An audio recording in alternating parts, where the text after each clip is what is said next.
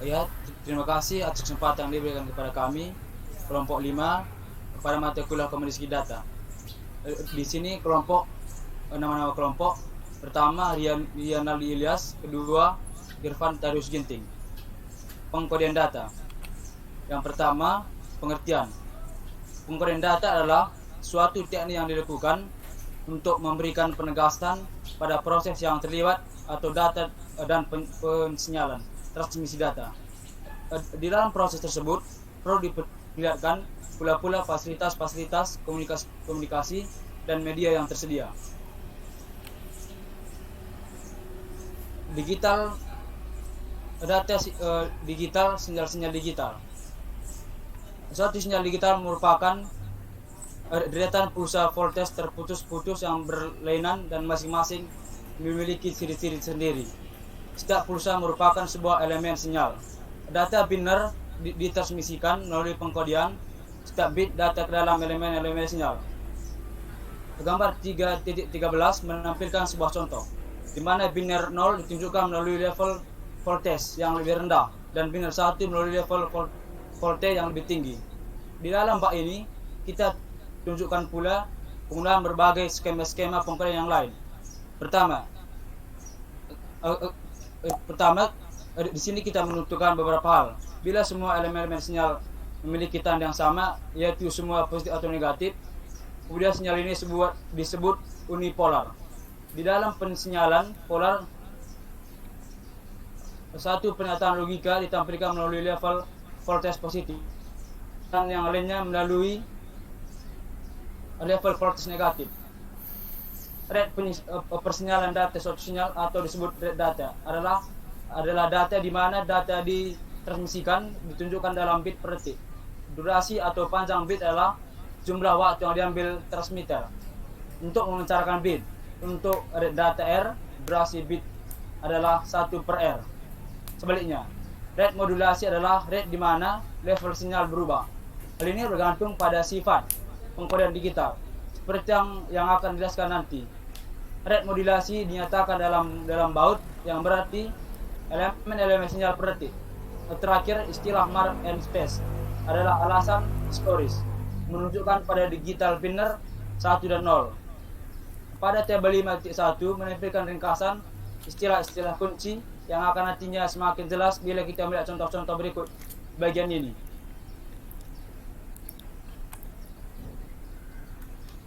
Data digital, sinyal-sinyal digital. Istilah, elemen data, unit, bit-bit, definisi, biner tunggal 1 atau 0. Istilah rate data, unit-unit, bir per detik. Definisi rate di mana elemen-elemen data ditransmisikan. Istilah, elemen sinyal, unit-unit, digital. Sebuah pulsa voltage amplitudo konstan. Analog, sebuah pulsa frekuensi, phase dan amplitudo konstan. Definisi, bagian dari sinyal yang menempati interval kode. Istilah, rate pensinyalan atau rate modulasi. Unit-unit, elemen sinyal per detik atau baud. Definisi, rate di mana elemen-elemen sinyal ditransmisikan. Data analog, sinyal digital. Perubahan data analog ke bentuk digital memungkinkan penggunaan peralatan transmisi digital dan peralatan switching modern. Di data analog adalah sinyal data dalam bentuk gelombang yang kontinuo yang membawa informasi dengan mengubah karakteristik gelombang. Data analog misalnya suara dan video diubah menjadi bentuk digital agar mampu menggunakan fasilitas transmisi digital. Data analog, sinyal digital. Spektrum sinyal. Beberapa aspek spektrum sinyal sangatlah penting. Berkurangnya komponen-komponen frekuensi tinggi berarti kurangnya bandwidth yang diperlukan untuk transmisi. Selain itu, berkurangnya komponen arus atau DC juga diharapkan. Dengan komponen DC terdapat sinyal. Harus ada perangkat fisik langsung untuk komponen-komponen transmisi. Tanpa DC, komponen dikemungkinkan pengkompean atau AC transformer yang menyediakan isolasi listrik yang sangat baik serta mampu mengurangi intervensi. Terakhir, magnitudo dampak dari distorsi sinyal dan intervensi tergantung dari sifat-sifat spektrum sinyal-sinyal yang ditransmisikan.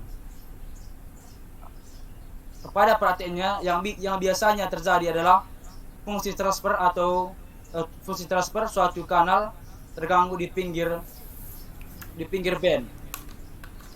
Karenanya desain sinyal yang baik harus mengkonsentrasikan daya yang transmisi di tengah-tengah bandwidth transmisi. Pada kasus semacam itu bisa terjadi distorsi kecil pada sinyal yang diterima. Agar memenuhi tujuan ini, kode-kode dirancang dengan tujuan pembentukan spektrum sinyal yang ditransmisikan. Clocking. Di sini kita menyebut perlunya menentukan permulaan dan akhir posisi setiap bit. Ini bukan tugas yang adalah dengan menyediakan clock atau detak terpisah yang membawa pada sinkronasi antara transmitter dan receiver. Pendekatan pendeteksian error atau kesalahan. Kita akan membahas berbagai teknik pendeteksian kesalahan di bab 7 dan menunjukkan bahwa ini merupakan tanggung jawab lapisan logik di atas level pensinyalan yang disebut sebagai data link control. Kekebalan terhadap draw atau intervensi sinyal. Beberapa kode tertentu menunjukkan kinerja yang sangat baik dalam mengatasi draw. Biasanya dinyatakan dalam istilah-istilah BER. Biaya dan kelengkapan. Meskipun logika digital terus menurun harganya, faktor ini sering diabaikan. Biasanya, sebagai tinggi rate pensinyalan dalam mendapatkan rate data tertentu biasanya semakin mahal. Kita akan melihat bahwa beberapa kode yang memerlukan rate pensinyalan ternyata lebih besar dibanding dengan rate data aktual. Non-turn, non-return to zero atau NRZ yang paling umum dan paling mudah dalam mentransmisikan sinyal-sinyal digital adalah dengan menggunakan dua tingkat voltage yang berlainan untuk dua digit biner. Kode-kode yang mengikuti cara ini membagi sifat-sifat tingkat voltage tetap konstan sepanjang interval bit. Di dalam hal ini tidak terdapat transisi atau tidak kembali ke level voltage 0. Inilah contoh dari gambar data analog sinyal digital.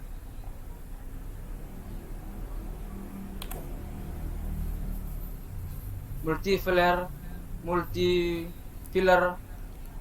biner. Golongan teknik-teknik pengkodean yang disebut sebagai multi-level biner diarahkan untuk mengatasi ketidakefisienan kode-kode NRZ.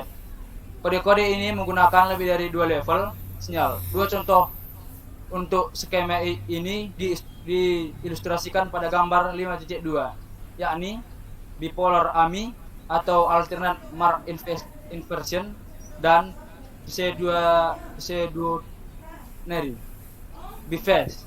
Terdapat serangkaian teknik pengkodean yang lain dikelompokkan dalam istilah biphase yang mengatasi keterbatasan kode-kode NRZ. Dua dari teknik ini, master dan differential master, pergunakan secara luas. Pada kode master terdapat transisi di tengah-tengah setiap periode bit.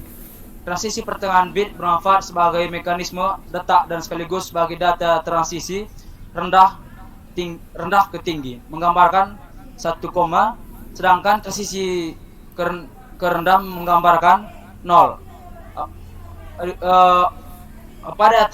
Pada differential master, transisi pertengahan bit hanya digunakan untuk menyediakan detak. Pengkodean 0 digambarkan melalui keberadaan transisi pada permulaan periode bit.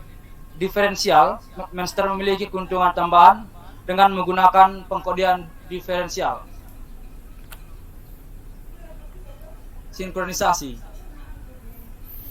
Karena terdapat transisi yang dapat diprediksikan sebelumnya sepanjang setiap satuan waktu bit waktu, receive menjadi EB per N0 dB. Probabilitas error bit atau PR sinkron pada transisi tersebut. Untuk alasan ini, kode-kode biphase dikenal sebagai kode-kode sesuai detak. Saya akan melanjutkan presentasi dari sahabat saya tadi, Irfan T. Ginting. Berikut data analog sinyal digital. Teknik-teknik scrambling. Meskipun teknik bifase sudah digunakan secara luas untuk aplikasi-aplikasi local area network pada rate data yang relatif tinggi, mencapai 10 MB per second, namun tidak terlalu dimanfaatkan untuk aplikasi-aplikasi jarak jauh. Alasan utamanya karena teknik bifase memerlukan rate data dengan penyisilan lebih tinggi, sehingga lebih memakan biaya untuk aplikasi jarak jauh. Data digital sinyal-sinyal analog yang paling sering dilakukan adalah dengan mentransmisikan data digital melalui jaringan telepon umum. Jaringan telepon dirancang untuk menerima, mengalihkan dan mentransmisikan sinyal-sinyal analog dengan rentang frekuensi suara berkisar 300 sampai 3400 Hz. Ini sangat sesuai untuk menangani sinyal-sinyal digital dari lokasi pelanggan, meskipun hal ini mulai berubah. Jadi, perangkat-perangkat digital yang dipasang ke jaringan melalui sebuah modem atau modulator-demulator dapat mengubah data digital ke sinyal-sinyal analog. Teknik-teknik pengkodean. Kita sebutkan bahwa modulasi dipengaruhi oleh satu atau lebih dari 3 karakteristik sinyal pembawa, yaitu amplitude, frekuensi, dan fase. Jadi terdapat 3 dasar pengkodean atau teknik modulasi untuk mentransformasikan data digital menjadi sinyal-sinyal analog. Yang pertama, amplitude shift keying atau ASK. Yang kedua, frekuensi shift keying atau FSK. Yang ketiga, phase shift keying PSK. Amplitude shift keying. Pada ASK, dua nilai binar dilambangkan dua amplitude berbeda dengan frekuensi sinyal pembawa umumnya. Salah satu dari amplitude adalah 0, yaitu digit biner yang ditunjuk melalui keberadaan sinyal pada amplitude yang konstan dari suatu sinyal pembawa. Sedangkan yang lain melalui ketidakadaan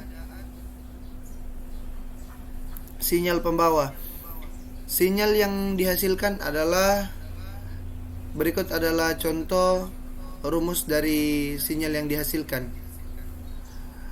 ASK, di mana sinyal pembawa adalah A cos 2PF CT. ASK rentan terhadap perubahan bati atau gain yang terjadi tiba-tiba serta merupakan teknik modulasi yang tidak terlalu efisien. Pada jalur derajat suara biasanya hanya digunakan sampai 1200 bit per second. Frekuensi shift keying. Pada FSK, dua nilai binar yang ditunjukkan oleh dua frekuensi yang berbeda di dekat frekuensi pembawa. Sinyal yang dihasilkan adalah sebagai berikut, di mana F1 dan F2 penyeimbang khusus dari frekuensi pembawa FC oleh persamaan namun dengan jumlah yang berlawanan. Menunjukkan sebuah contoh dari penggunaan FSK untuk operasi full duplex sepanjang jalur derajat suara. Gambar tersebut merupakan spesifikasi untuk modem seri Bell System 108. Phase shift keying. Pada PSK, fase sinyal carrier adalah perubahan untuk mewakili data. Binari PSK yang paling sederhana dengan menggunakan dua fase diwakili dua digit biner. Hasil yang ditransmisikan sinyal untuk 1 bit adalah contohnya. Kemudian diferensial PSK, perubahan fase relatif untuk transmisi sebelumnya lebih dari beberapa sinyal referensi.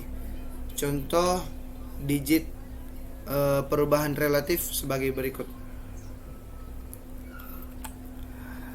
Berikutnya ada kuadratur PSK. Penggunaan lebih efisien oleh tiap elemen sinyal diwakili lebih dari 1 bit. Yang berikut misalnya perubahan pada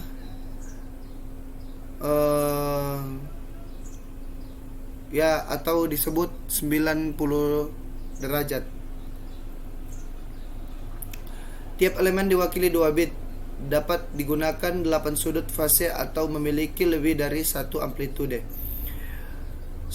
Yang berikutnya 9600 bit per second, modem menggunakan sudut 12, 4 pada 2 amplitude. Yang berikut offset QPSK atau ortogonal QPSK. Yang berikut delay dalam aliran key. Analog data, digital signal. Digitalisasi adalah proses mengkonversi data analog menjadi data digital. Apabila data analog telah dikonversikan menjadi data digital, ada beberapa hal yang dapat terjadi. Yang paling umum terjadi yaitu 1. Data digital dapat ditransmisikan menggunakan sinyal NRZ. Dalam hal ini, data analog langsung menjadi sinyal digital. Yang kedua, data digital dapat diencode sebagai sinyal digital menggunakan sebuah kode lain selain NRZL, sehingga diperlukan satu langkah tambahan. Yang ketiga, data digital dikonversikan menjadi sinyal analog menggunakan salah satu teknik modulasi.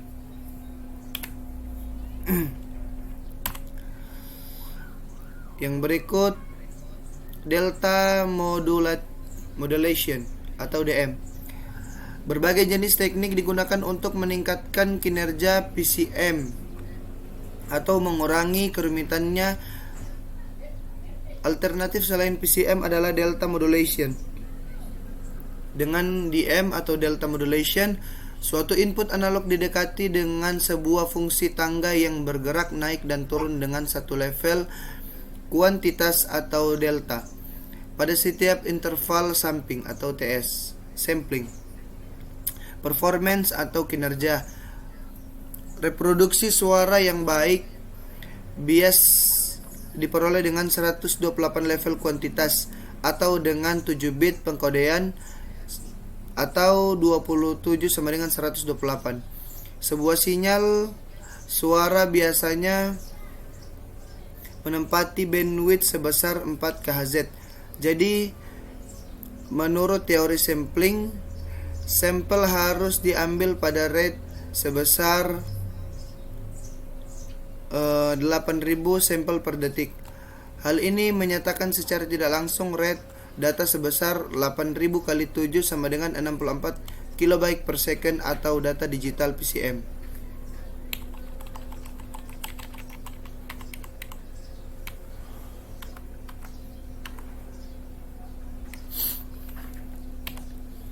Yang terakhir, modulasi didefinisikan sebagai proses menggabungkan suatu sinyal input atau input M dengan sinyal pembawa pada frekuensi Fc agar dihasilkan sebuah sinyal S yang bandwidth-nya dipusatkan di tengah-tengah Fc.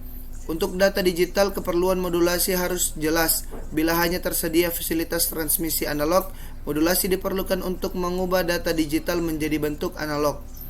Tujuan penggunaan modulasi tersebut menjadi kurang jelas bila datanya sudah berbentuk analog.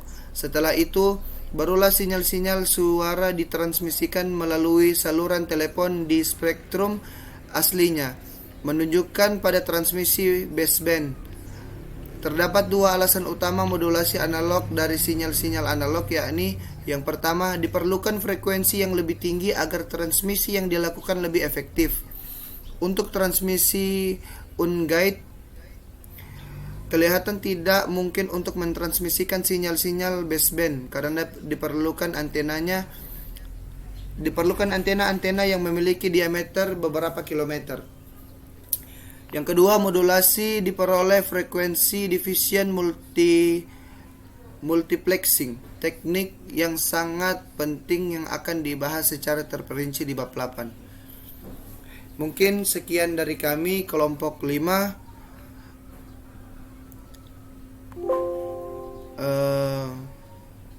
Sekian dan